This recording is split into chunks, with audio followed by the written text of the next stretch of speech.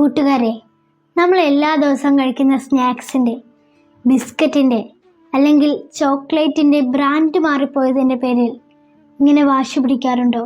വൈകുന്നേരം പുറത്തു പോയി മന്തിയും അൽഫാമൊക്കെ കഴിക്കാത്തതിൻ്റെ പേരിൽ വീട്ടിൽ പിണങ്ങാറുണ്ടോ? എന്നാൽ ഈ വീഡിയോ ഒന്ന് കാണണേ, സ്കിപ്പ് ചെയ്ത് പോകല്ലേ. ഇത് കണ്ടോ, നമ്മളെപ്പോലുള്ള കൂട്ടുകാരാണ് ഒന്ന് വിശപ്പ് മാറാൻ ഒരിത്തിരി ആഹാരത്തിന് വേണ്ടി ചെയ്യുന്നത്. അവരാ പാത്രത്തിനുള്ളിൽ കൈയിട്ട് അതിങ്ങനെ ചുരണ്ടി എടുത്തിട്ട് കഴിക്കുകയാണ്. താഴെ വീണ ആഹാരത്തിൻ്റെ അവശിഷ്ടങ്ങൾ പിറക്കി തിന്നുകയാണ്. ഒരിറ്റു കഞ്ഞിക്ക് വേണ്ടി അടിപിടി കൂടുകയാണ്. അവർക്കറിയില്ല എന്തിനാണ് ഈ യുദ്ധമെന്നോ ഉപരോധമെന്നാൽ എന്താണെന്നോ ഒന്നും. പക്ഷെ ഒന്നവർക്കറിയാം, വിശപ്പിന് വല്ലാത്ത കാഠിന്യമാണെന്ന്. നമ്മളെപ്പോലെ വിശപ്പും ദാഹവുമുള്ള ജീവനുകളാണ് അവരും. ഗസയിൽ ഭക്ഷണം കിട്ടാതെ എരിഞ്ഞടങ്ങിയത് 200ഓളം കുരുന്നുകളാണ്.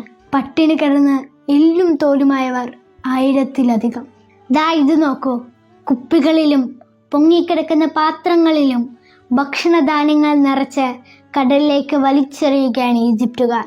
അവർ എറിയുന്നത് ഭക്ഷണവും വെള്ളവുമല്ല, വേദന അനുഭവിക്കുന്ന സഹജീവികളോടുള്ള സ്നേഹമാണ്, കാരുണ്യമാണ്, കടമയും കരുതലുമാണ്. അവ ഗസയിലെത്തുമെന്ന് ഉറപ്പില്ല, എങ്കിലും തിരമാലകൾ തീരത്തെത്തിക്കുമെന്ന പ്രതീക്ഷയിൽ പ്രാർത്ഥനയോടെ ഏറെ തുടരുകയാണ് ഈജിപ്തുകാർ. ഗസയിലെ വിശന്നു കരഞ്ഞു തളർന്ന കുഞ്ഞുങ്ങളുടെ ദയനീയ ദൃശ്യങ്ങൾ കണ്ട് കരളലിഞ്ഞ ഈജിപ്തിലെ സാറ എന്ന മനുഷ്യാവകാശ പ്രവർത്തകയുടെ മനസ്സിലുദിച്ച ആശയമാണ് ആ നാട്ടിലെ ജനങ്ങൾ നെഞ്ചോട് ചേർത്ത് പിടിച്ചിരിക്കുന്നത്.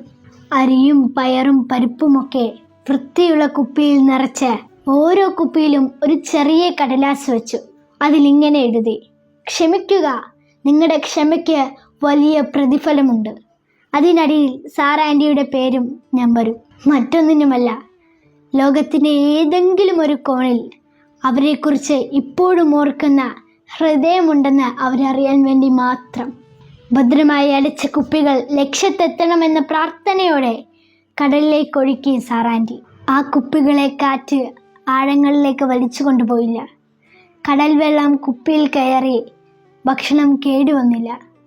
3-ാം ദിവസം രാവിലെ സാറ ആൻറ്റിയുടെ ഫോണിലേക്ക് ഗസയിലെ ദുരിതാശ്വാസ കേന്ദ്രത്തിലെ ഡോക്ടറുടെ ആദ്യ സന്ദേശമെത്തി. അതിങ്ങനെയായിരുന്നു: നിങ്ങളുടെ 10 കുപ്പികൾ തീരത്തെത്തി. നിരവധി കുടുംബങ്ങൾ വയറു നിറച്ചു.